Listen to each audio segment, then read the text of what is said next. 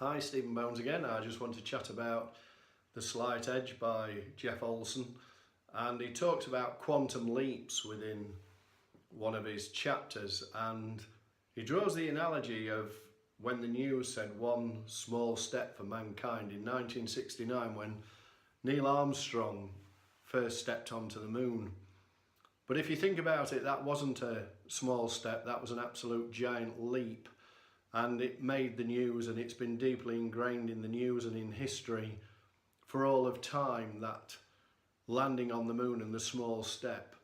But what Jeff Olson talks about, and his principles are, is somewhere years and years and years and years ago, actually it did start with a small step. When somebody first thought of putting a rocket into space and then a man onto the moon. And he'll have started tinkering about with the idea, with drawings, and he'd taken a small step and then another small step. And he talks about that in actual fact, somebody will have taken hundreds of thousands and millions of small steps to get to that point where that rocket took off and put Neil Armstrong on the moon. Small steps, and that's what